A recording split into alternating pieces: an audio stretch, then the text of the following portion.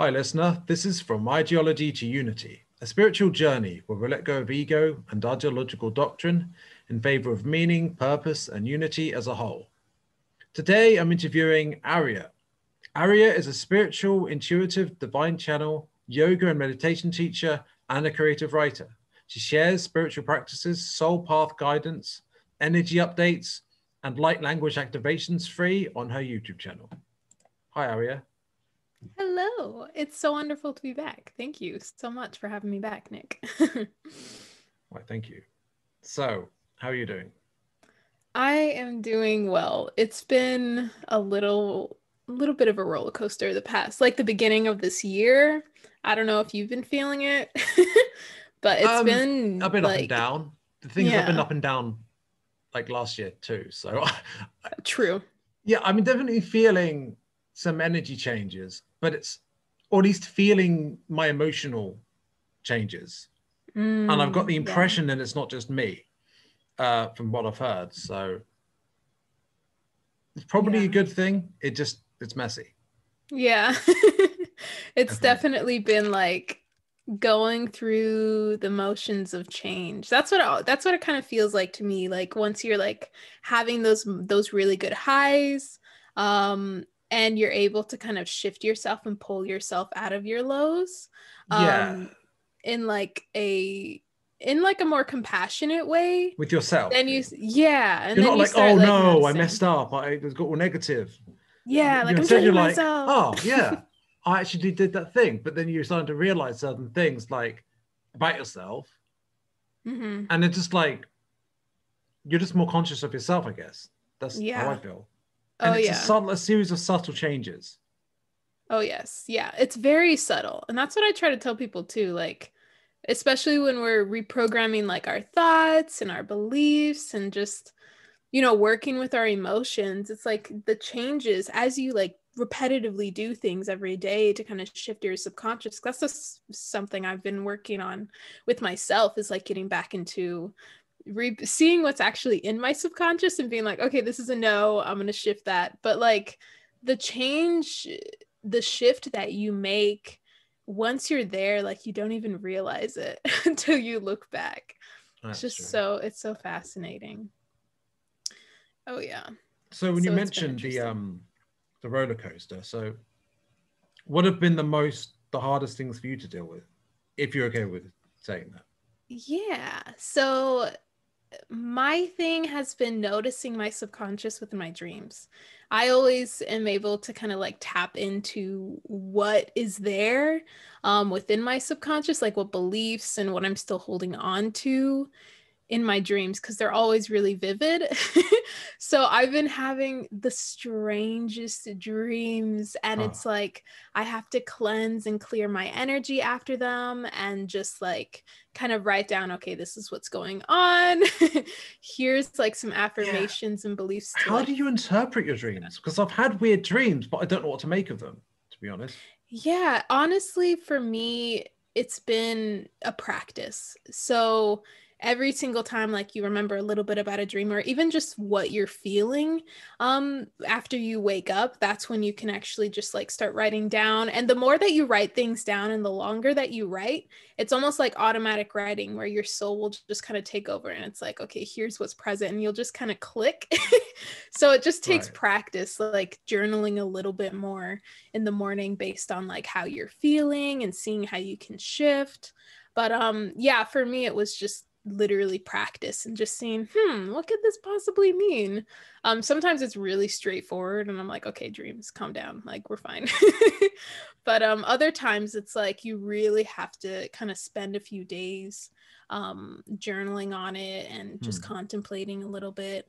But yeah, mine have been very apparent the past like few weeks actually, and it's like I'm constantly doing those affirmations and rewriting the beliefs and just like practicing this loving kindness to the next level for myself. So that's been like my roller coaster, is just managing my subconscious and being like, okay, no, this isn't real, because I could very easily be pulled into those traps and like let fear and everything take the lead. Right. But it's like, no, I'm going to take the lead here. It's going to be okay. Thanks for letting me know what's going on. But we need to move forward from this. So that's been my process. And I think that a lot of us on the journey, well, even if we're not on this journey, we've been having these emotions coming up, and it can be intense rage. It can be maybe a lot of anxiety, and all sorts of things. And at least for us, well, at least we've got to a point where we've confronted some of that stuff already. So, yeah. Yeah. A lot of people don't have that.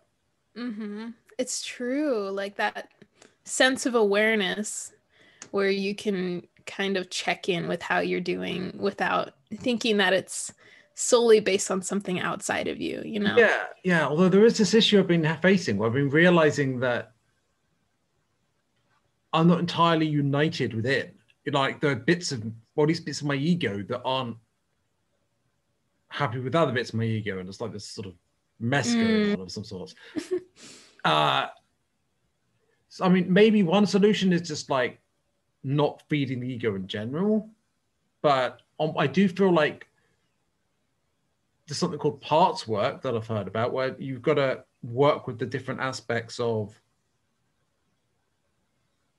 the different traumatized parts of you or something, like as you grow up. So I don't know what side of it is more important, just to generally reduce the ego or to actually explore it. But in finding that balance is tricky. Yeah. I find myself like when I'm trying to reduce parts of myself, I find myself resisting a lot, if that makes sense. Like I find myself kind of pushing parts of me away, you know? Okay. So I feel like embracing is like... You're right. Certainly it's not about acceptance is very important. I just have actually started a course run by Aaron Applegate at the moment. About it's the idea is it's about the more aware of the ego you are, the more it naturally recedes, just through your awareness of the ego and its tricks that it plays, right? So it's doing this thing, it's doing that thing. It's because the idea if you react, it basically it wins. Whether it's a negative reaction or positive reaction. So true. That's so true. Wow. So I can't claim credit for that. I'll give him credit for that. What a reflection, though. Like that's true, because it's like I don't remember any part of my spiritual journey where I was solely focused on the ego. It was always just something that like I was aware of, and I kind of like tried to work with it and be like, no, calm down. Just kind of like I do with my thoughts. Yeah, you can't just suddenly like, I'm just gonna have no ego now and it's all gonna be good. Like I don't think anyone really, if anyone does say it's that easy, just it's none of it's real, and just be I am all the time, you know? Yeah, it's like we're human. Yeah. We have all these aspects of ourselves, and it's like you kind of have to work with them and embrace them. Like people aren't going to get rid of fear or the ego or anything like that. Like it's still going to be there because we're creatures, we're animals. So it's like instinctual almost for us to have that part of us. So it's like, are you going to let it take the lead, or are you going to react to it or react based from it? Or are you going to react from your soul, your love, your heart, you know? It's like making that choice, I feel like. But for me, like the important thing is like noticing when you're slipping into ego and when you're in the I am presence. It's because a lot of the time, if you don't notice, you might be thinking, yeah, I'm super spiritual. But those bastards, they're not spiritual. And that's not, of course, spiritual at all. But exactly, it's part of the journey, I suppose. It's like another thing that's revealed to you. And if you notice it, you know, if you're aware of it and you catch it, because every present moment that we have all the opportunities to kind of catch ourselves and to see what's real and what's within our minds and within our subconscious, how these different aspects of ourselves are like really working. And it's like, those are the moments like you can make that choice whether or not to let that just ride out, or to actually become aware and then choose a different way of going about it, or just, you know, opening yourself up to that part of you to be like, okay, I'm not just going to accept that this is how I am. Like, we're meant to shift and evolve, you know? But it's like people settling, you know, it's like, you don't just settle for how you are. If you're on a spiritual journey, like, you're continually shifting and evolving and growing. It's like, as long as you're present, you're going to see that, you know? Right. But then we've got to be compassionate to ourselves as well, right? Oh yeah. Compassion's like huge. Being compassionate to yourself will help you be compassionate to others on their journey, because the more that you can feel yourself with that love and that compassion and just this empathy for yourself, even like these parts of yourself that you don't like, your ego, whatever it may be, even past versions of you, things that you've done, if you can take responsibility and be compassionate and say, okay, yeah, I understand where this is coming from. Now, how are we going to move forward from here? You know, I've got a question for you, actually. Yeah. So you're aware, obviously, of the benefit that meditation and mantras and these sort of practices can have. Like, they can be very beneficial, and you want to do them with some degree of regularity and discipline, right? But at the same time, someone mentioned to me, and they helped me understand that basically, if you have to force yourself to do it, that's not the right way to do it. So how do you fine tune that so that you're not forcing yourself to do something, but you're actually still meditating? I love this question. It's really inviting in flexibility and fluidity in your spiritual practice. So it's like, if you've been doing, say, meditation or just repeating mantras or whatever your practice may be, maybe you do like yoga or something every morning, you know, it's like, on the certain days that you don't actually feel like doing it, if you feel like you have to force yourself to do it, how can you be flexible to do something similar? Because I feel like all of this spiritual work, all of these different practices, yes, you do want to be devoted, but not to the point where it's like you're putting this, I don't know, that like kind of energy where it's Ego? like, I have to do it. Probably the ego, the part of you that's like, I have to. It's like, no, you get to you're do not it. good enough if you don't do it. Exactly. It's that judgment. So when you can be more compassionate and loving, then you can say, okay, I'm open to like, here's a few ways that I could do my practice. It doesn't have to be long. Maybe you're like, I have to do an hour every morning. It's like, no, if you take 5 minutes one day, an hour the other day, it's not going to change anything. As long as you are devoted to being present with yourself and being aware of yourself, then you're doing more work than someone that's like forcing themselves to constantly do something. And you know, it's spring, and we're coming to a point where now not everyone have this, but even if it's just like a couple of flowers on the balcony or something of an apartment, or even just a pot plant that you might look at, you can always, there's always nature that you can explore. You might need to have, I don't know, if you're middle of the city, you might have to walk a couple blocks or something, but there's going to be trees around parks, right? So I just feel like you don't even need to do like some formal method. You can literally just walk in nature, look at the birds and stuff, and You don't that can need be really nice. anything. I'm quite lucky where I live here, there's a nice garden, so I can always go out there and just sort of relax. Yeah, it's definitely like, you don't necessarily need to have anything or need to have a specific practice, because even like it's really just listening to your intuition. So if the one day your body's not feeling something, if you're truly connected with yourself and loving with yourself and your body doesn't feel like sitting up that day, maybe you just lay down in bed, put your hands on your heart and take 3 breaths. Like, it doesn't matter as long as you're devoted to yourself and to loving yourself and to opening up and setting your intention so that you can do a little bit of that energetic hygiene and be like, okay, here's how I'm feeling right now. Here's like, you know, because once you notice, like, especially in the morning or even at night, you start to notice like, okay, this is how I'm feeling after I've slept. Then instead of just going straight into, interacting with other people, and you haven't really assessed like who you are in that day and how you're feeling and how your energy is. So it's like pulling yourself back and then strengthening yourself so that you can move on with your day. And you can do that however feels good. Like a practice doesn't need to be like, do this mantra, do this meditation, and then do these practices. Yeah, we often just get straight out of bed, right?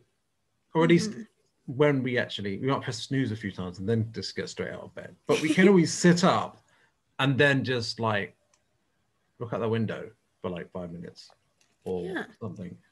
But yeah, I've got another question for you. Like, what does it mean if you're having trouble getting out of bed? What does it say about your state? Let me like look back and when I was feeling that way. From my point of view, it really just shows that like, okay, today I don't have a lot of motivation. Where is that coming from? Like, why do I feel like I just want to lay here and do nothing? Where is that coming from? What's the emotion and the feeling behind that? And a lot of the time it's like sadness or overwhelm or stress. And we're holding like a lot more tension when we're just kind of laying there than if like we were to get up and be like, okay, I'm going to do stuff. We're actually holding on to a lot, and we may be suppressing a lot of stuff because we don't feel like do anything about it or actually addressing what's real. And I don't think it's bad. Like if we have those days where it's like, I just want to lay here and not get out of bed. Like, okay, be with yourself there. What is real for you? What's going to help you? And something that I like to do in those moments, because I still have those like often, especially lately, but it's like I have my window. I'm lucky because I just really grateful to have my window right in front. So no matter what, the sun will kind of greet me in the morning.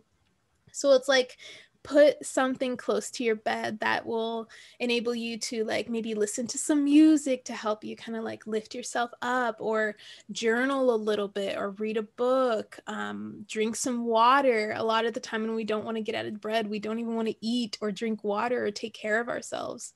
So that's a good point. Yeah. A lot of the time when we're feeling low and stressed and overwhelmed or sad and depressed and anxious, we don't take care of our bodies. And it's like, as soon as you fuel yourself or begin drinking a lot of water, it starts to wake up, and your brain's going to start working and your heart is going to start pumping a lot more. So it's definitely important to ask yourself, like when you're in those moments, to actually ask yourself like, okay, what's actually going on? What's going to help me right now? And normally you'll get an answer. Like if you're silent enough, you already know what it is that you need to do to help yourself kind of get up, to help yourself kind of feel better, even though in those moments we don't want to do those things, because often we don't want to do like our practices or listen to a meditation or breathe. But it's like, okay, can you just a little effort just to do this one thing that you know is going to pick you up? A little effort, and that's the thing. It's not, because that's the hardest part. Is like actually getting up and doing it, especially in those moments. It's like when you don't want to work out and then you show up, and at least for me in my experience. Right. So what you're saying is you do enough to get the ball rolling, but you don't go overboard. Yeah. Right. You make that effort and you make that shift instead of allowing yourself to wallow there. And it depends on how you take care of yourself. Like if you're down on yourself, okay, that's something there you need to just give yourself more of that love and compassion, to not judge or criticize yourself. Like, I'm laying in bed, this is terrible, like what's wrong with me? You know what I mean? And it's like, no, that's like the wrong lens that we want to be looking at it from. But it takes practice for us to like stop those thoughts and those emotions, to be like, oh, I'm doing something bad. Then you're not going to want to get out of bed at all, and you don't feel worthy to even do those practices. Like you have to give yourself the love so that you feel worthy of taking care of yourself. And that's the biggest thing. Like, do you feel worthy? Like you are deserving of picking yourself up. I've got a question. Have you ever heard from Gaia or your spirit guides or something? this idea that you're doing a lot better than you realize. Yes, a lot. They've told you that specifically. Yeah. Especially Yeah, when I've heard I'm that. like really lost and confused and everything like that. I'm like, what am I supposed to be doing? And they're like, you're doing great. You're doing okay. You're doing a lot better than you think you are. And it's true. And I feel like most of us are. Just those little things. It's the little things in our day, the little moments where we take to breathe and to thank ourselves and the world for just being here and being alive. It's like it's as simple as that, and gratitude, I feel like, goes a long way. Wow, I saw this video that was analyzing the movie Chernobyl the other day, and it made me, and also like, if you consider Chernobyl and you consider nuclear war could conceivably have happened before we were even born, right? Mm-hmm. And from what I hear, some people were actually, even some channelers were even receiving information about the prospect of that happening. And it never happened, but not in our timeline anyway. So I don't know. I'm not going to go to explore that. It's quite dark, but yeah.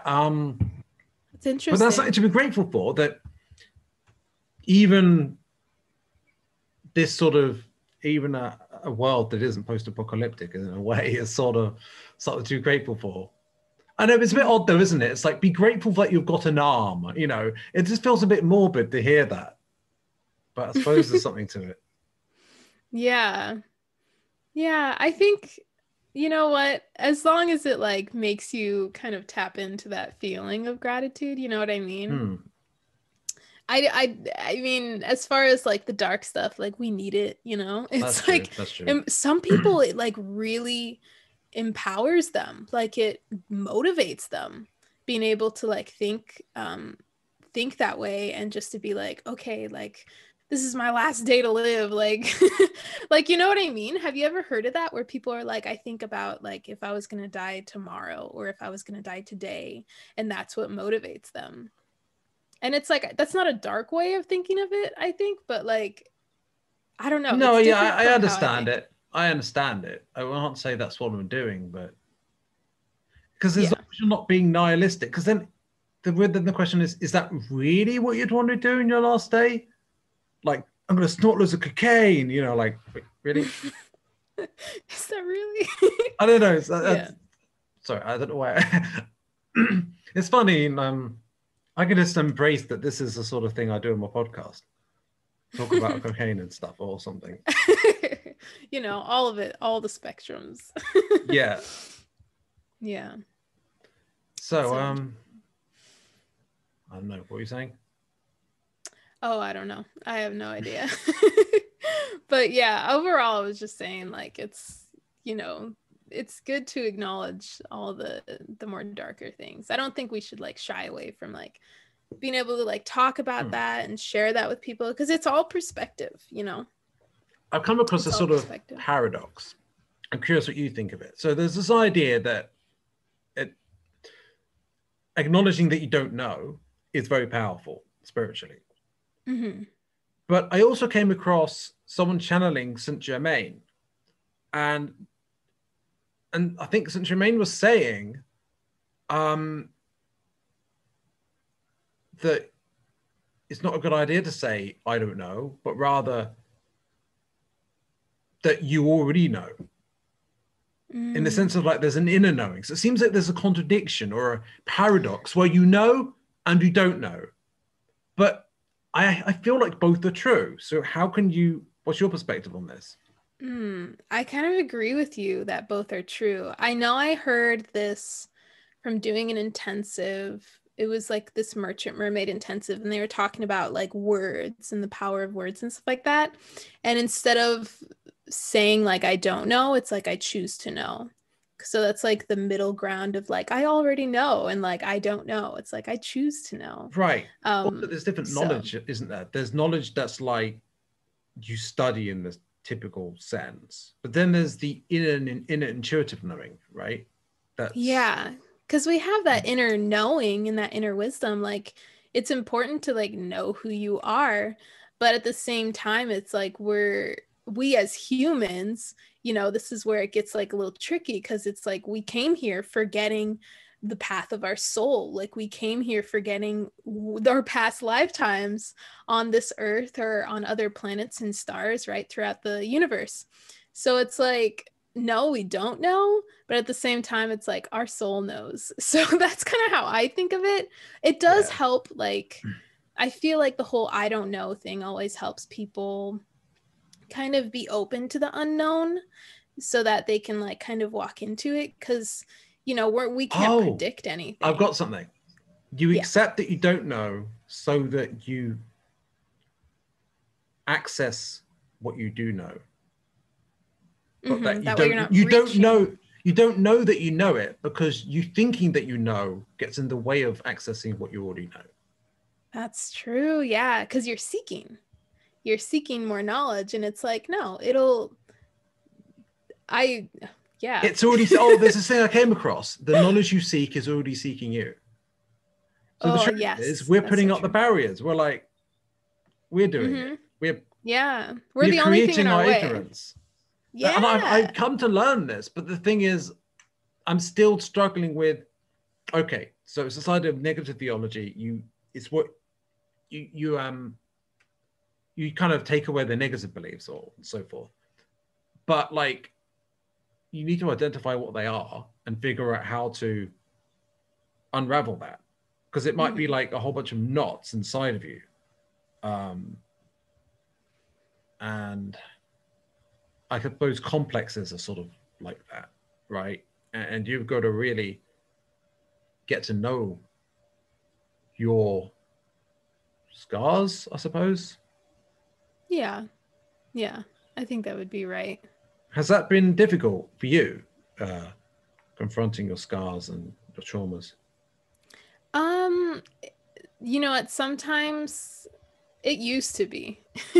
Sometimes it's like, it can be really frustrating, you know. Sometimes we can meet ourselves in that frustration, and I tend to find that more often than not, only because it's kind of like my human design is that like my not self, like when I am not being true to myself, I find that frustration because I want to be somewhere, but then I have to like completely let that go and be like, hey, it's totally cool, like I have the time to do this.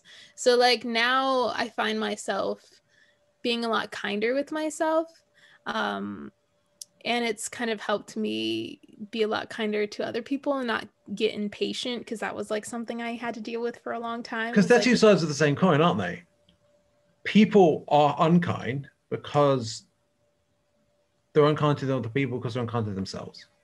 And that's probably, that's what I've been realizing about my own negativity, because it's basically so above, so below, so within, so without, right? It's and the idea that the outer world is basically a mirror. It's all a reflection. What is within your inner world is going to be your reality, because that's the way you're perceiving, is from that place. And if you're perceiving from your shadow or from your wound, you're going to see other people's shadows and their wound, which makes you less likely to be like really loving and kind, unless you're more of like a people pleaser. You know, there's so many different aspects. It's like if you're more of a people pleaser, then you feel like the only way you can be worthy and loved is by overextending yourself for other people. So there's a lot of ways to go about it, and because it's just all this perception of your reality based on. I don't think I have that problem. My problem was actually, in a sense, being too self-centered, which is another side of it. Because everyone, I don't know, I come across like a lot of people always talk about like some really valuable advice for people pleasers. And I do appreciate that it helps them out. But what about people who coped by kind of,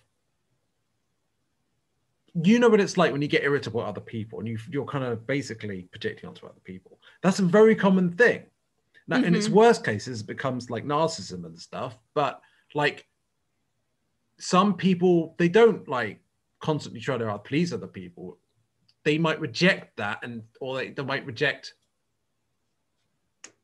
They might feel that the other people are the problem, and that's another side of it. But I don't know. I'm not sure what the advice for people like that is. So with that, because I'm more like that, I'm not much of a people pleaser. I was always like, I wanted attention, but my own way, like Right. I was more of like the like I wouldn't call myself selfish, but that's like where I would get to when I was like being impatient or frustrated with other people because I wanted it all to be my way. And I'm like, why can't people do things as fast as Yeah. I can? You know what I mean? But it's like People, when you yeah, start to, sorry. no, go ahead.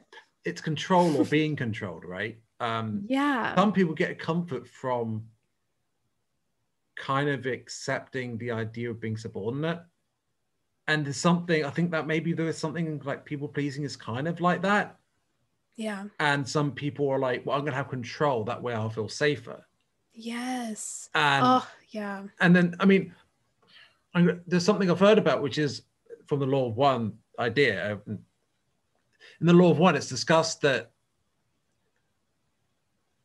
the way, for example, when it's distorted, sexuality is very much about like domination and submission rather than being an equal playing field, right? And Yeah. a lot of, and also not just sexuality, just generally, that there's a distortion of some people being dominant and control, some people being like enslaved or whatever, right? Yeah. And you can be in both sides of, you can start off on both sides of that, either side of that, and then come to a more unity-based perspective, right? But there's Yeah. nothing wrong with having been on either side of it. It's just No. like where you were is where you were, where you are is where you are. And like, And it's like, where do you want to go? Do you want yeah, to stay yeah. here or do you want to like actually unite yourself? Because it's like when we come from that place of more like, self-centeredness or just that place where we're trying to control others because that probably makes us feel safer when we know how things are going to turn out, when we can create expectations on other people, and in turn that just hurts us because we're blaming others for certain things and we're saying like, oh, I did it right, it was because of them, because you put that control and that expectation and responsibility on them. You're giving away your energy and your power to that person to affect you in a powerful way. So it's like when someone doesn't do something for you, you're like, oh my God, like what the heck is wrong with people? So it's almost like coming from that place, because I definitely did. I was like always wanting to be really dominant. And I was like, I mean, a lot of I don't see that business owners now. and leaders. Yeah, I mean, it's in the past now. But definitely like that's where I came from. Like I wanted to be my own boss. I hated working for other people. Like I wanted to work for myself. I was always like challenging people and I didn't, but that was because I felt like I needed that control. I definitely, so when you mentioned control, I was like, yes, that's it. But it's like you trying to control things pushes things away. It creates resistance, and in turn like creates these blocks where it's like you can't get past certain things, that you can't fully feel whole, because you're constantly like needing other people to do things, or you just think that like you're the only one that has what I'm that just wondering knows what's something. going on. I know this is a bit risky, maybe, but I wonder if there's ideological or values that people are drawn to based on their desire to not to have control, to be controlled, or to not be controlled. Um, so for you, was there an ideological aspect to your desire to have control, for example? Yeah, I think so. I feel like I can't, like looking back, I can't even remember that point in my life where I said that I wanted to, or like my subconsciously, or just like made that decision that like I need to have this control because I don't know how things are going to work out otherwise. And it may be from a kid, like kind of reforming who I was, to be a certain way to actually Your receive parents, love perhaps. and approval. Yeah. And it was like, I was like, oh, I got to be like my sister to do this. So that was like already starting to control myself Yeah, and yeah. how I was, and kind of adapt to the people around me. And that's like, it's it's not great. But If it's like, Common, very common. It's very common. It's not great to like, suppress and repress things. So that was like probably the upbringing of me having to control things and realizing that, okay, my mind was getting the idea and my ego was getting the idea, like, this is how we have to do things. We have to be dominant, we have to be outgoing, we have to be this way in order to receive. And that could go either way. It could go the complete opposite as well, thinking that you have to constantly give in order to do that. And I still had that aspect of myself too, where like I felt like I had to do more for other people, and it just so that I felt worthy of something, because I wanted to kind of control relationships even without, consciously knowing that I was doing that, like wanting people to do things for you and like to be a certain way or to has it ever like, you should way. know, I don't need to tell you? Yeah, exactly. That's not the way it works. It's not the way it works. It's like that communication. But you're right, like as far as it doesn't matter where you come from, because we've been conditioned this way. Like we've been programmed to be this way, to be either just really reliant on other people or feeling like we constantly have to survive. Or it could be both, but in different respects. Like for a long time, I felt like I was reliant on my parents, but at the same time, I was desperate to not be in a subordinate position in other respects, maybe because of that reliance. Mm-hmm. So, and actually I had quite an independent streak. I had this idea if I didn't want to be like controlled or told what to do. So I was like quite drawn to, well, at the time with libertarianism, actually, that was appealing to me because of the idea of like, just imagine saying to your parents, don't tread on me, right? It's that sort of vibe. But I think people, what I'm increasingly understanding political values or values as having psychological a basis to it. And I don't mean in a sort of gaslighty way. I just simply mean as like, whether it's me or other people, like people have reasons why they're drawn to certain sets of ideas. And then they start fucking, pardon me, but they start like arguing with each other over these values, which are themselves coping mechanisms, right? Yeah. Anger is totally so the trauma is behind people arguing over politics. Yes. Which is so sad. And what I heard, I was watching a YouTube video, but what this lady was talking about was that, and I completely resonate with this, I'm curious if you do too, but we have anger, but anger is like a secondary emotion.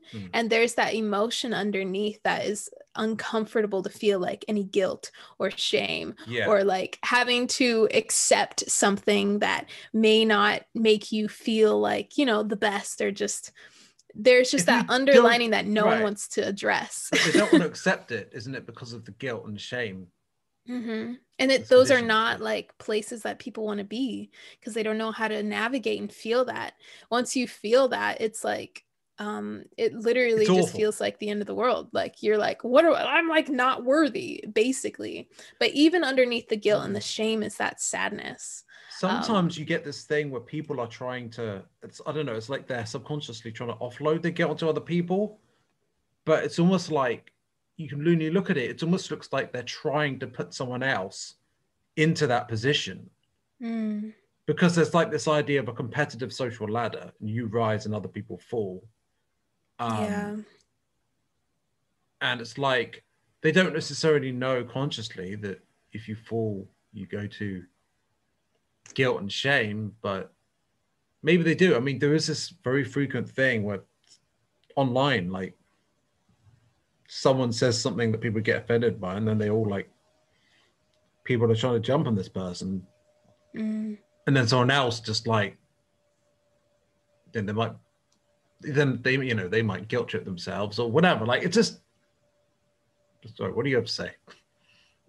I feel like with any situation kind of like that, or just overall with what we're talking about, it's like you have to be really honest with yourself and take responsibility for who you are and what you've been doing. And it's like when people get down to the guilt and the shame, they start wanting to that's when they start like kind of taking responsibility for it, but still kind of wallowing within that responsibility. There's two ways to do it. You can accept it, that you feel it, but not that you're actually worthless. Because when you feel really, if you actually feel worthless, I mean, isn't that like when people are suicidal, isn't that, I don't know, I might be wrong, but when people really feel like they've got really low self-esteem, that's when that's actually really not good for you. But at the same time, you don't want to be like, no, I'm fine, I reject all of this, because then like, well, you're still feeling it, whether you accept it or not. It's just in your subconscious. So really, it's about healing. And it's like, it comes back to that compassion. Like if you're not willing to see it in a different light, to see it not as, oh, I've done something terrible, I can't get out of this, or just being anxious of what could happen if you're not going to be the best version of yourself, if you can't get out of this, or if you can't heal something. It's like that depression, you know, of the past. I mean, because sometimes, so a lot of times someone gets offended, it's actually guilt, right? That's what I noticed. On some level, it's but definitely from triggered. a childhood level, it's that feeling of pain. I realized it is shame. It is guilt. I just didn't know that's what I was feeling. All I knew was a hurt, especially when I was like criticized, right? And I think a lot of people have this. And where was I going with it? So you get that, and then you're like, no, I don't know. I forgot what I was saying. That's all right. Overall, I think that, yes, like we feel that guilt and that shame when we're like kind of coming back at someone, when we're like, whoa, hey, you know, or offended, because that's like our trigger. But it's like, how can you see that trigger differently? And that has to come from a place of you actually wanting to change. So if someone like doesn't want to change, doesn't want to evolve, doesn't think that they're worthy of evolving, doesn't want to like be this higher version of themselves, right? It's like, how can you get out of that? So it's like you gotta want to be a better person in order to see those triggers from a new perspective and be like, oh, hey, this is because of this is how I'm feeling. Here's the thing. There's this idea we're conditioned to believe in society that being a better person is feeling guilt for what people think you should feel guilty for. Whereas actually it's acknowledging how you feel and healing. Right? And it's almost like that's not what we're taught. No one teaches this stuff. I mean, I'm tempted to get a tinfoil hat on and be like, it's all a conspiracy. No, I actually believe that. But at the same time, we create that, don't we? Actually, I've realized a lot of the stuff about the elites, that we give away our power so much. Yeah. And that's why there are elites with power over us, because we give it away. Yeah, we do. And we don't realize that, like us blaming people, us staying in guilt, us being shameful of ourselves, we're giving our power away to all these external things to affect us. It's like, okay, yeah, maybe we did something or something happened, you know, and we're feeling guilty. It's like, oh, what are you going to do with that? How are you going to take your power back and say, I can shift from this? Because people have, and that's why it's so wonderful to be able to, like, you know, do podcasts and watch videos and just see that people actually get out of this stuff because they want to. And we do give our power away in so many ways. Ever since we were born, we've been giving our power away. And it's just like, even in school, we're giving our power away. We're learning the system of just constantly going in a loop. And that's kind of like what I was feeling. And the past couple of days, I was like learning more about sky astrology, which is, I don't know if you've heard of it. Oh, no, I haven't. I'm glad you mentioned it. Okay, yeah. So sky astrology, as opposed to Western astrology. So Western astrology is based on, you know, the 12 zodiac signs or constellations, right? And we move through them throughout the 12 months. But if you actually get like one of those like sky apps, the star apps and stuff like that, and look up in the sky, it's not accurate.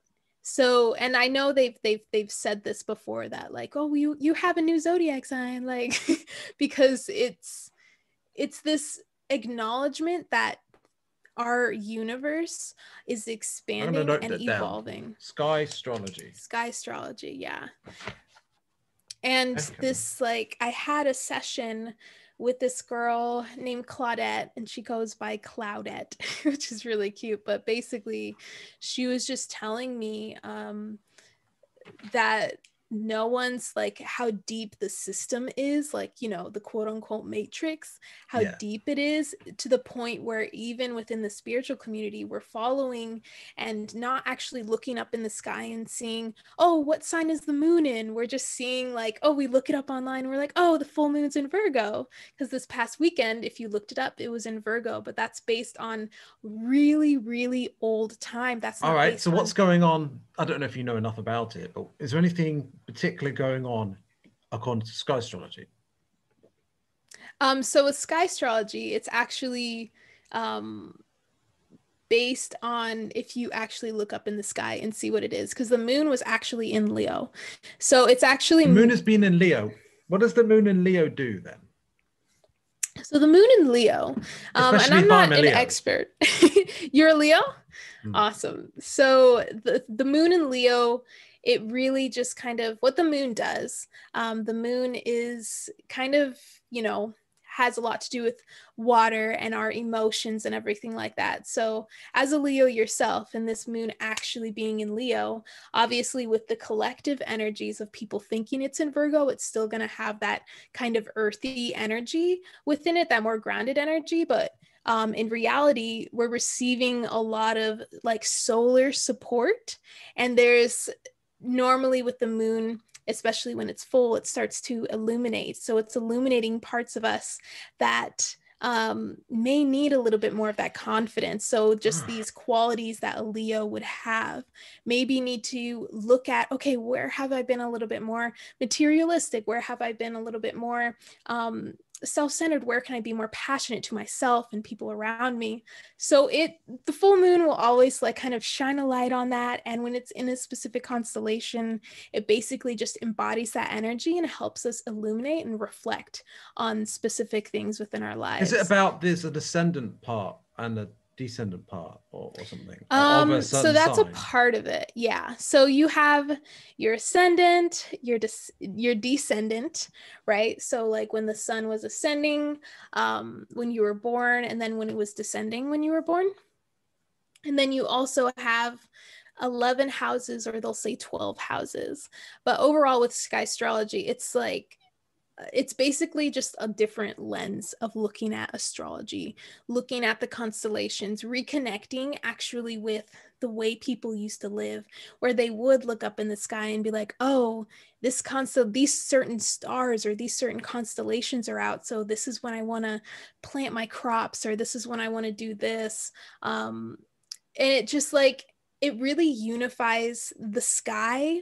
Right, that's how it used to The be. earth. And so now it's off. Now we're just accepting this really outdated way of looking at astrology. And it doesn't even serve us now. It keeps us in this like loop where it's like we're not connecting actually with our sky. We're not connecting with the stars that are actually above us. There are ways you can look up where they are, the actual positions. Oh yeah. But it's like, who's telling people to do that? As long as you know that the actual framework of it isn't based on a few thousand years ago, it has to be how it is now. Yeah. It's like that's like taking our power back right there, is saying that, okay, I can be aware of both and I can use both to my advantage. Just because, you know, Western astrology has been a part of our society for so long and everyone is still going by that, you can still like have those two ways of looking at things. You don't have to say, oh, this is the right way. You can still keep both and kind of reframe the meaning around these older things that were really just created to just keep us in this loop where we're not actually evolving with the universe. It depends on what your relationship with it is. Oh yeah. Because it's like, if you're like, oh, this is stickler, this is how I want it to be, like, that can't be true. Or it could go both ways, you know what I mean? But it's like, you got to be open. And that's the same with like spiritual practices and just different ways of seeing things, like human design, gene keys. Like you could say that, oh, for example, like in Western astrology, my zodiac sign's a Taurus. So I could be like, oh, I'm a Taurus. Like I can't be anything else. But it's this realization that like we are everything. Everything is energy. So you're just Right. dominant in that sign. You're dominant within those energies. You hold those energies more dominant than maybe someone that's like an Aries or a Leo. You know what I mean? But that doesn't mean that you can't fully begin to encompass and learn how to take bits and pieces from different Yeah, yeah, aspects. there's definitely. You can look at other systems too, like the Chinese uh, astrology, and like what Mm-hmm. it's kind of like a generational system, like what year you're born, but then like what month you were in. Is there's you have an animal for a month as well, and even for a Yeah. day, and that's interesting. And then you have these combinations of animals, which is really cute. Anyway, Yeah. And then you uh, can use that as like symbols or signs for you, or just ways to kind of reflect on, okay, this is what was happening when I was yeah, born. Like, how have I changed? How have I evolved? How can I help myself? it's Because we can learn. archetypal, right? Hmm? And playing with symbols and archetypes is really interesting to me. I mean, I've looked into Jungian psychology, and like, I just feel like it's, I don't know, I feel like it's related to, there's an intersubjectivity and it's in the collective unconscious. And I feel like it's linked to spirituality, to be Hmm. looking at symbolic meanings and synchronicities and all that stuff. Yeah. Yeah, because then you're just opening yourself up to be more aware of different aspects of yourself. Like working with archetypes is so fun. Like we can actually wake ourselves up to be like, oh, I can be this really like nurturing, soft person, but then on the other side, I could be this very destructive, like god or goddess. You know what I mean? Like it's powerful to realize that I can embody all of this. Maybe it'll be easier like in time to like tap into those different parts of you. But yeah, like So there's you just so should, many different ways to open up your kind of feel to all of these different things that you can kind of reflect on and learn, oops, learn more about yourself in a sense. so you're not going to start showing your old side, your dominant side, the No, domineering no. side. And I feel like that part of me, like the more controlling side, has like subsided because I've done Oh, a oh. lot of work there.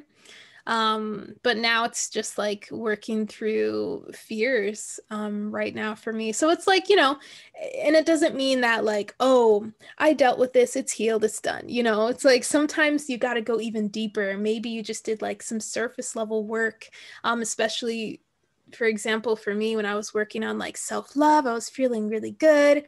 And then I got in a relationship and I was like, wasn't really working on my self love as much because I was like, oh, I'm healed. It's great. Life is wonderful. But then I went through another period where it went deeper and I started to Yeah. see like how more ingrained. So it's not all like, all the healing's not going to all happen at once. It literally just requires you to be present and be aware of like, Healing okay, can be this is what's painful. real. Uh, the reason I imagine part of why is so that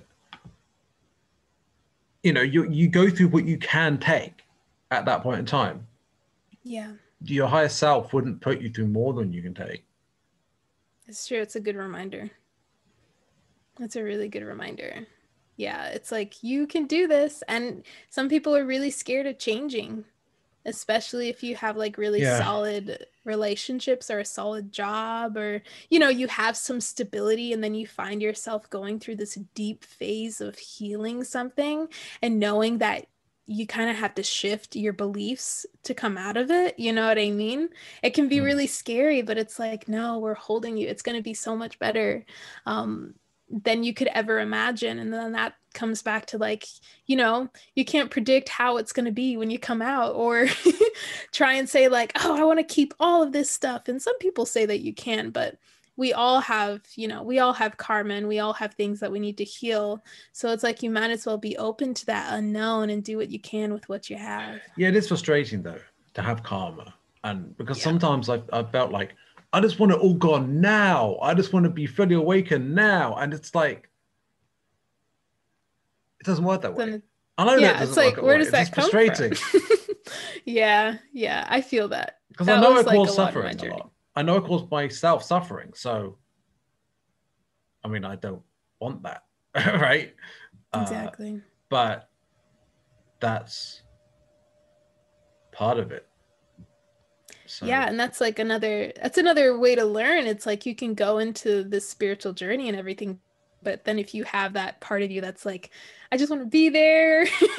I don't want to deal with this. Like I don't want to go through these specific things. That's you basically like bypassing so much yeah, and resisting the opening of your soul and the release. And what's really cool that um just a little bit of a drop that came through was that as long as we are devoted and just on this path of like remembering our soul and who we are, and when I say like remembering who you are, it's just getting closer and closer to your authentic self, because we have all of these layers on top of us saying that this is who we are, but it's like no, continue to remember and restore yourself to this truth that you are love, that you are pure, and that it in itself will actually clear karma. So, or like karmic ties and everything like that. So, just the process of healing, you are clearing that. It's like you don't have to be fully conscious of this is karma. I have to clear this. You know what I mean? The work is like the energetic work is just so deeply happening in the background. And I always get that, like, especially when I'm channeling through my guides and everything, like they're like, there's just so much more energetic work going on in the background that, you know, us as humans aren't fully aware of. And obviously there's healers out there that can help you, you know, clear karma and do some past life regression. Like all of that is wonderful if you feel like you really want to be more aware of what it is that you're clearing. And sometimes you got to be aware of certain things. Other things you don't need to re-experience. You know what I mean? Because it's like traumatizing that we've yeah, had, it's that's things happened that you to our have had soul. done to you, or things that you have done, and ultimately, is there a difference in terms of the fact that it's traumatic either way? Yeah, it's like what's necessary, you know? And it's like the more that you can be present and realize that, hey, I'm kind of feeling called to get a little help from a healer. I'm kind of getting called to do some past life regression or some therapy here. Then go do it. That's your guidance to like go get some help to go actually see what's there. Hmm. Um, but overall, like, I don't know. At this point in my journey, I'm just like simplifying everything and just realizing that the more that we continue to restore back to this person, the soul that we are, the fact that we are limitless, you know, beyond what we could ever know, that we have, that everything is energy, that we have the power to shift literally everything within our lives, but also hold that love that is us by being compassionate in our process. And the only way we can do that is by being here now. If we're too worried about, oh, this stuff happened in the past, I'm super guilty, or oh, I'm super anxious for everything in the future because I'm trying to control. It's like, ooh, where can we come to center? Where can you come to the present and be here with what is real right now? Because none of that, all the stuff that you know, you're anxious of the future is not real. All the stuff in the past is gone. So it's like all you have here and now is you. And yeah, that's just like how I'm living my life right now. Whatever comes up, comes up. I'm here for it. And the more present that we can be, the more that we can begin exploring our own intuition and exploring like our guidance and those signs and those synchronicities and playing around with learning more. You know what I mean? Okay, so when you're dark night of the soul, there Mm-hmm. must have been parts of you that were giving you trouble. How did you integrate that and figure out what you needed to get out of it? Definitely, I feel like I wasn't fully aware of, oh, yeah, my soul's had many other experiences. And, like, you know, when you become fully aware of that, you start to be a little bit more compassionate because it's like, okay, I have some things that's gone on within me that I'm not fully aware of right Mm, now, but my soul remembers. Just as our subconscious mm, remembers, our body can remember and hold on to things from, you know, past lives and stuff like that. But for me personally, like moving through certain parts of my soul, it was always a lot of like sadness. When things would come up and I would like make a choice, or It's difficult to kind of explain because it's like literally this act of listening to your intuition, listening to your inner wisdom, like connecting with your body and seeing, okay, what is real right now, what's actually happening. And if it doesn't feel like it makes sense, like any emotions or beliefs are coming up and it doesn't make sense to your current life, I feel like it wasn't super hard for me to just kind of lay down and receive and ask my guides to help me like go through the process, like what's going on here. And it was like not the first time, but one of the most powerful times that I've actually been able to kind of sense a vision of sorts. I say sense because it wasn't like super clear, but it was pretty clear. But then my mind's like, are you sure? My mind's like starting to question it. But overall, like I had this experience where I was feeling this overwhelming sadness. I had no motivation for things. I felt like I lost something. And then I just laid down and I was like, okay, please like leave my room, like leave me alone for a little bit. I laid down. I kind of asked my guides for help. I was like, I don't know what else to do. I'm just going to be here with the emotion. I closed my eyes, put my hands on my body, reconnected, breathed. And in that moment, I was able to just see like this past life where someone burned my child. And it's dark, but in the moment it was like I had to realize that and I was like some kind of witch or something, so it was like, you know, back in those days where someone killed my child because of something that I had done. So I was like holding on to that guilt and that sadness from that, and just being able to be aware of it in that moment, it wasn't terrifying. It was more like, oh my God, like my soul went through that.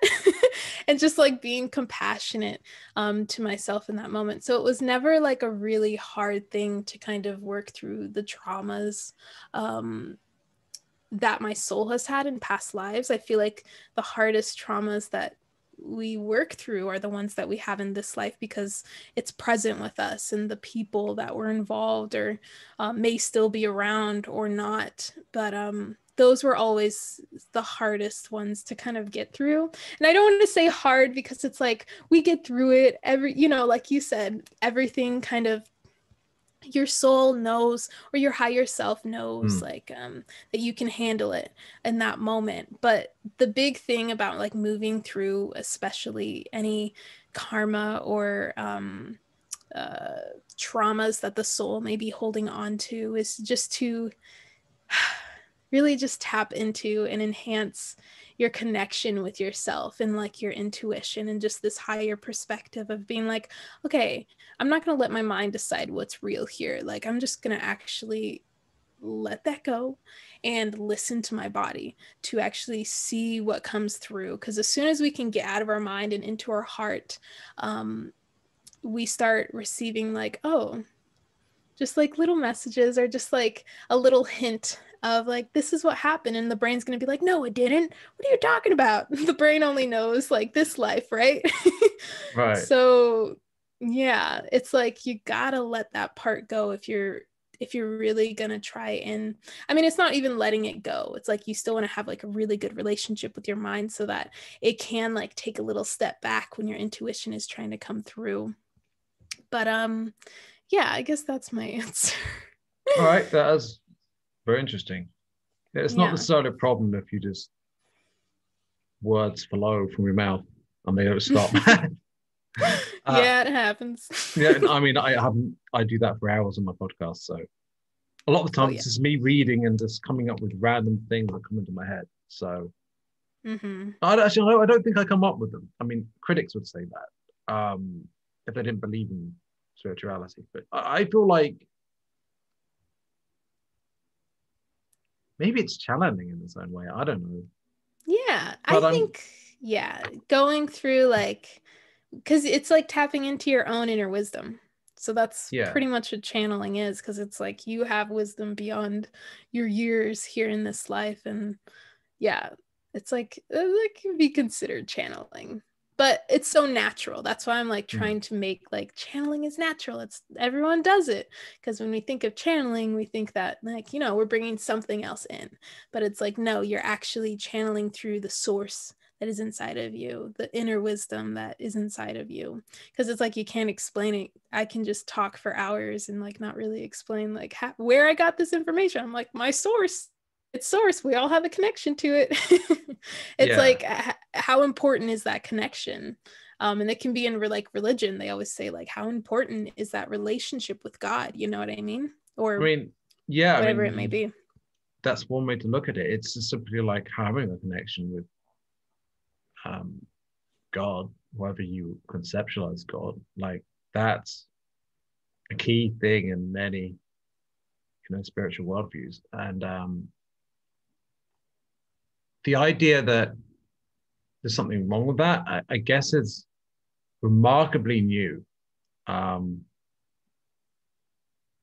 it's unfortunate that so much of the wisdom of the past is ignored, because it's easy to see like the negative side of religion, especially when it's been so organized and structured. Yeah, it's been quite corrupted, programmed. Yeah, corrupted is the point. And so people see that they're like, okay, I'm not going to be corrupted and controlled. I'm going to be secular instead.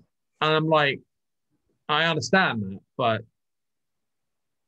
that's not necessarily the end of the journey. Especially when, like, there's a sort of nihilism that can come from atheism. And I don't want to disparage atheism too much, but what do you think about that? I mean, I've personally never resonated with atheism because it always made me feel alone. Like that's why, and I wasn't like super deep into religion either, but I can see that like I don't know, it's hard to think of it that way, because even just spirituality is like trusting in this unknown force of creation. It's like even like with your spiritual guides and your angels, it's like having a connection with something that other than yourself, but that is also you. So it's like, yeah, it's hard for me to like see from that point of view. I think a lot of people who are atheists do feel that love. And now I think about it, I was an atheist for a long time. I was never really religious before that. Even when I wasn't necessarily an atheist, I was probably, now think about it, I probably started off agnostic. So, I mean, like, I don't know, I feel like, yeah, there was this sense of being separated and I was all that there was. And that when I died, it was it. Like, and that it is pretty disheartening, but I guess you get used to it and you're living in your day to day. You get used to the separation in its own way. And that's unfortunate. Yeah. It's like, I don't know. I always wonder, like, what do you believe in if you don't believe in anything? Like, do you believe in the science around like how, life came about? Isn't that what Sam Harris has tried to do? He's tried to find a way of having ethics, morality without God, or maybe a scientific ethics, if that's the thing. Mm-hmm. I mean, yeah, you can certainly try. There's like Kantianism. There's that's a system of ethics. Then there's utilitarianism. These have their issues, though. They definitely have their issues. Like the greatest good for the greatest number. I mean, what happens if you're the smaller number of people? Mm-hmm. You could apply, in a sense, you could apply utilitarianism to justify burning witches. Yeah, if you're looking through that lens. Yeah, and it's a tool which you could apply to your lens, your worldview, and your values. And it's going to be a very dangerous tool, in my opinion. Yeah, because it's like, I don't know. It's like you got to be open to seeing that like everything is connected and all those viewpoints are connected in like some way, shape, or and I was never one to like really get too much into it, because I was like, I don't, it's all kind of doesn't make sense to me. Like, you're too busy bossing people around anyway, right? I was like, I want it to be my way. I don't like rules. So I never like really got into that, but a lot of my friends were definitely like more religious and just really interested in like different types of religion, but I do feel like a lot of them are connected in some way. It's just it gets distorted. It's just, yeah, it's very distorted. Are some of them resistant to spirituality because of their own, like some Christians, they might view spirituality as satanic or something?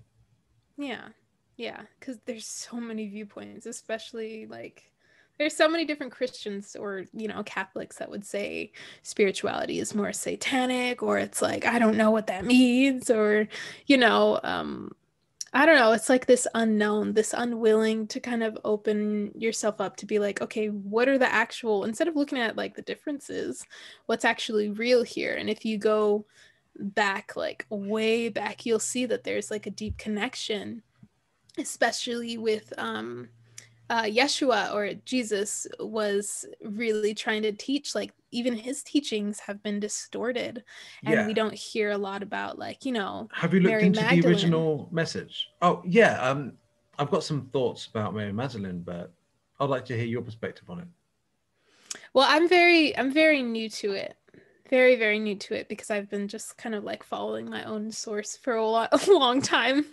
So Right. I've been just now kind of getting into seeing the synchronicities, but every time that I like hear something or connect with someone that like has that deeper connection and is actually teaching the original teachings, it always comes back to like, oh, like I know this. So and it's like this resonant power that we have you looked it's into like, Gnosticism? into what? Gnosticism. No, I have not. Gnostic. No, I have not. Gnostic. Gnostic. Sounds familiar.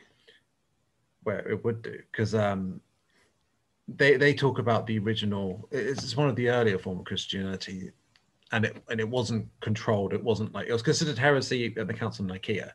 So, in fact, I think I did an episode about it. So pretty recently. So I'll check that out. Yes, it was an interview. I interviewed someone about Gnosticism. But yeah, and you can just look it up, because it's like, but it's some really interesting things like archons and like the demiurge, and really interesting features that it was very different from Christianity as we know it now. Yeah. So I will definitely have to check that out. Yeah, because and all anyway, of that is still new to me, but we when see it that comes connection. to Mary Magdalene, I read something about, there was like some secret society or something that Jesus and Mary Magdalene were part of, but they were like one of the good ones, and they were like influenced by the Egyptians and certain other things.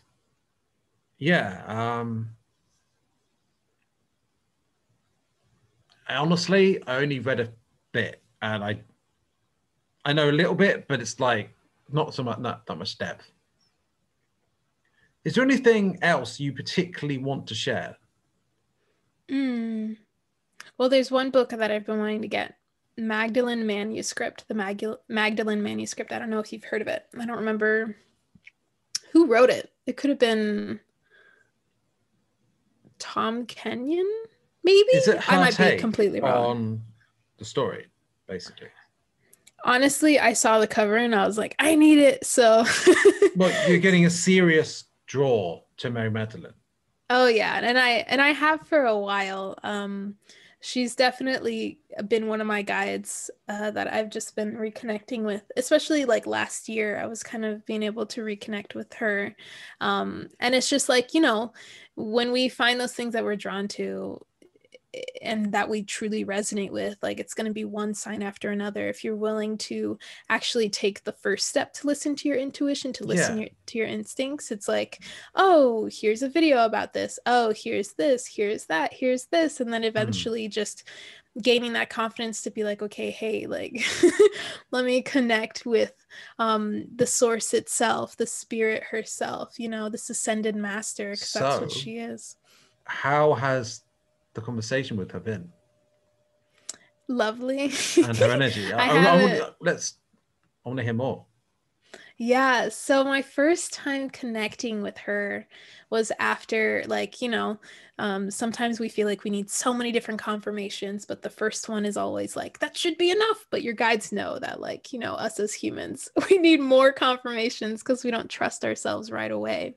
So I was like getting confirmations from like tarot readings. I was doing my own channelings. I would watch some other channels and learn more about her. And I was just like, oh my gosh, like her energy, you could just feel it. So my first experience with her, I was actually really sad in the moment. I think that I don't know what I was sad about, but I was really down. And I just felt like calling upon her. I was like calling upon my guides. And I don't think I actually said her name specifically, but I could feel her. And this is like, that I forget one of the clairs, I forget what it is, the one that you really can feel. But that's like something that I can feel really strongly. I can feel energies and my guides. So whenever I'm feeling really down, I'll be like, can you hug me? Like, hold me. And I could feel Oh, her behind me, like coddling me. And I could she's very motherly, just like Gaia. very, yeah, it's a little different from Gaia. So I was able to really like see that, oh my God, like it's Mary Magdalene, because I was like just in her world for the past like couple weeks during that time. I was like, this is her, this is that same energy that I was feeling when I was getting those confirmations, watching those videos, and just hearing more about her. And I could just feel her, and I can even just sense like this, her just I don't even know how to describe it, but like what she wore over her head and everything, and it was just all very bright. And it was also like grandmother Anna, I believe her name is, but grandmother of Jesus. And Oh, I haven't heard about her. yeah, and even just like Mother Mary, like all three of Right. them, I feel like they're just like those ascended masters. It Are was you just in that particularly moment. are you particularly drawn to female uh souls like that? I feel like Female energies. naturally I am, because I've been needing more of that feminine, like, Yeah. From because what I we've hear, been the so feminine masculine. energies have been that women are more masculine than they were. And that Yes. maybe that is understandably a priority for women to get in touch with. I don't know Yeah. what. I suppose it's different for being a guy interested in like these ascended masters, but everyone's on their own journey. Someone you might be interested in is Sophia. She's related Oh, to yes. of her, Yes. but A she's little bit. mentioned in Gnosticism. So A little bit. I actually have the Sophia Code. That's like my next book to read. So I'm excited to get into that, and the Sophia dragons and everything, because that's been something else oh, that I've been feel dragons! called It to. relates to dragons. Yeah. So I'm really excited to read that. But overall, I feel like, as far as kind of going back to what we were saying, like the feminine, like that divine feminine energy, Hmm. I feel like I needed it more in that time. And it's like, I don't like when I call upon my guides, I don't call upon like specific ones sometimes. And sometimes I'll just work with like a specific guide from wherever they come from, or ascended master. But um overall, it's not like they're always there for you, but it's like you got to call upon them, you know what I mean? So it like depends on how I'm feeling in the moment and who kind of shows up, because I know um yeah, it just really just depends on who shows up and who you actually need in that moment, and who you kind of have that connection with. And I felt like like in that time, I really had a connection with them, and I was learning a lot from them. And I definitely feel like I've been able to kind of step into more of that like divine feminine aspect of myself, where I can actually accept that aspect of myself within my business, instead of thinking that it has to be a specific way or really structured. Like I can still have this same kind of their approach to going about things and just seeing things from a new perspective. And I feel like ascended masters are wonderful for kind of showing us new perspectives and kind of opening us up to new ways of being. Yeah, that makes a lot of sense to me. It's very nice. It's very helpful. But yeah, that experience was really beautiful, and I'm just really grateful. So anyone that has like you've been drawn toward a specific ascended master, it doesn't even matter, okay? Who like what's 3D, what's not 3D, what's part of the matrix, what's not part of the matrix, because they'll say like archangels aren't actually like, they're kind of like part of the program as well for in spirituality, but it's like if you feel a connection, you're going to gain something from it, as long as you're not giving your power away to these forces, you know what I mean? Right. And you're just being sovereign and learning what you need to learn from different experiences and different energies, because it all comes from source in the end. It's just some of these views and ways of being and sharing have been distorted away from love, and just Yeah. not necessarily on that like pure side, but it's like it doesn't mean that you can't learn something from it. It doesn't mean that there's like this this good and bad, and you can't listen to this if someone talks about an archangel. Yeah, And, like, that's what dualistic. I mean, that's just like, that's the whole part of the whole problem. That, I mean, on some level it's spiritual bypassing, but it's just like, it reminds me, it reminds me of the Spanish Inquisition, to be honest, just that mentality applied to different things. It's like, do we really want that mentality that we've got in organized religion to New Age spirituality? Exactly. Isn't the whole reason we're drawn to this that it's not like that? But then we apply all of those things to our spirituality, and then we're just, we're not allowing ourselves to be aware that, oh, this is me being more dualistic and really leaning into the polarities of life, instead of being like, okay, where can I find the center ground? Something I want to mention here. So in the the Kabbalah, there's the tree of life. Have you heard of the tree of life? Yes. And it's got this, more or less the shape of it, kind of like these connecting nodes or something. Anyway, but then there's the tree of knowledge of good and evil, and that's actually the darker one, but it's dualistic, good and evil, dualistic, whereas the tree of life is actually unified and about unity. Yeah. So in that sense, perhaps like, and I saw this video by Spirit Science, which is called the Tree of Death, and I realized the Tree of Death is actually the Tree of Good and Evil. They're the same thing. Yes. Oh my gosh, I've been looking at this too. Yeah. Yeah, it's interesting because it's like, oh, this is the original form that it's supposed to be. Like, this is the purest form of the tree, that symbol, the tree of life. Yeah, duality is more corrupt than we realize, because, like, think about the domination submission thing, the master slave thing. I mean, you get this. It's not just in like sexuality, or it is in like, well, literally there were slaves. There was slavery for a long time. It was really messed up. Like the Romans did it. Like there was like these sort of dynamics of the controllers and the controlled.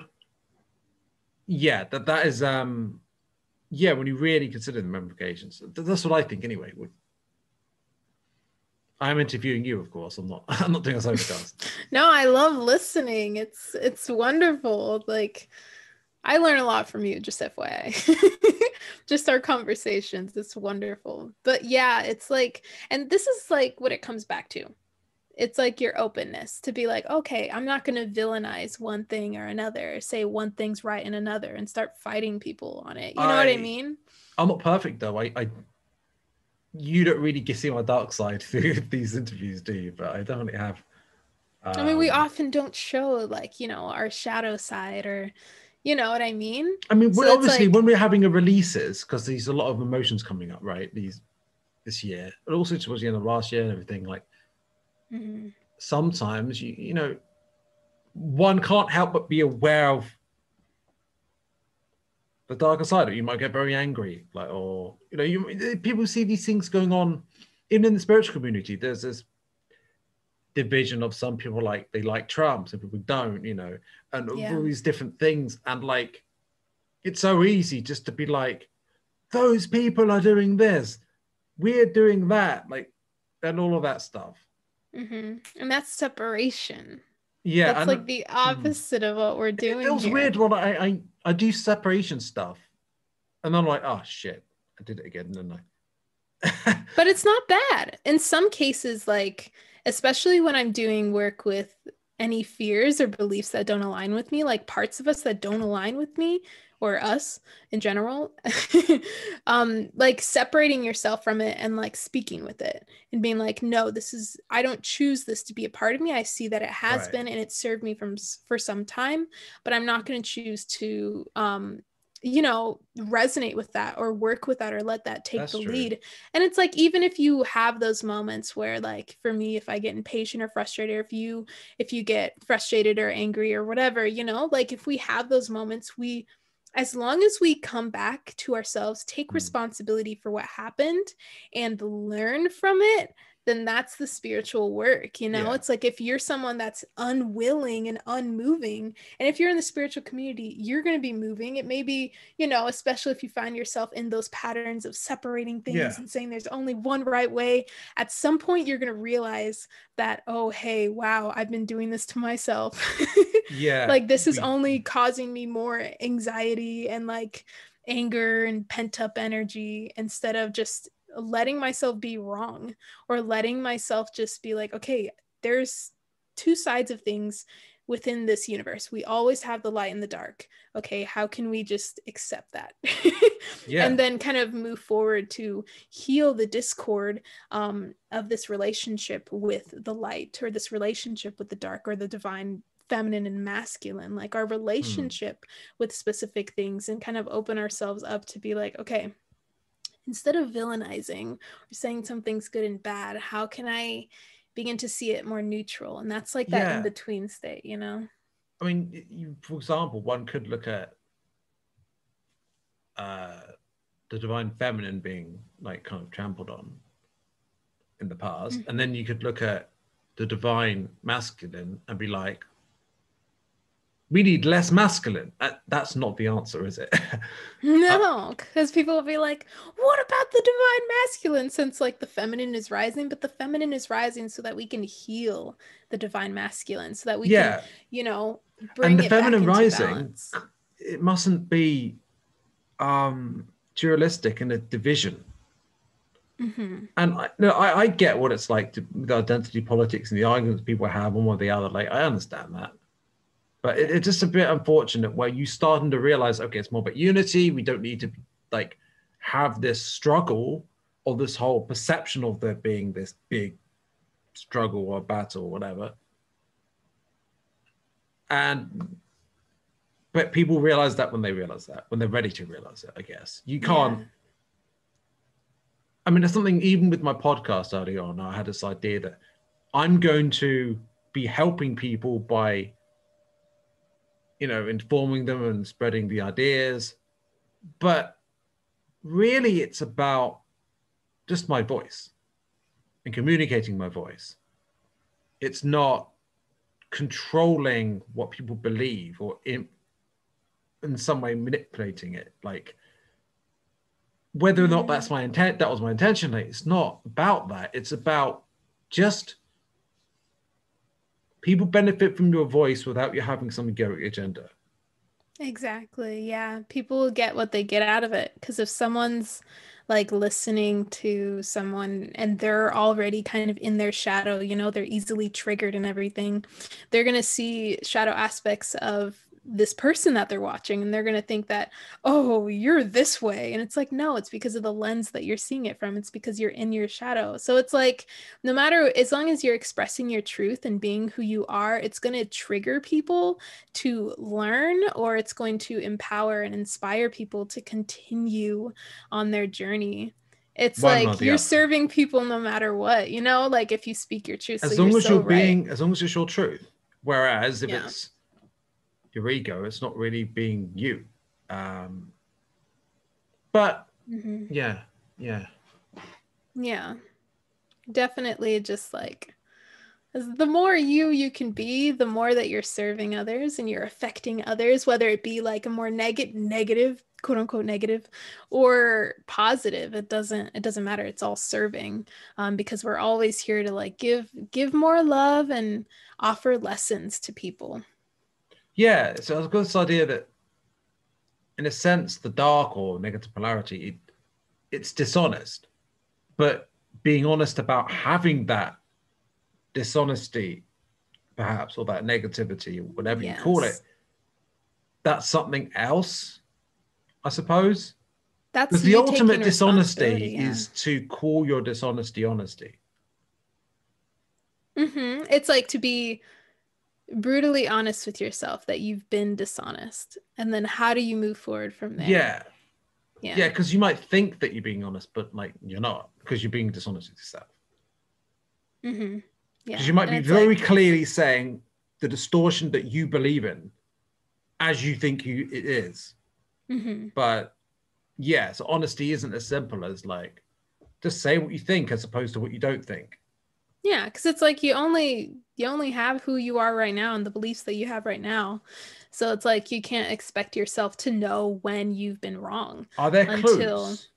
There are clues to when you're an ego or in your shadow, or when you're in, I mean, yeah, it's just coming back to like being aware and present with yourself and seeing like, okay, what's actually going, or like just meditating and realizing what's going on in your head. And we don't always have to identify everything and name everything that's going on, but I mean, it helps a lot of people to do that.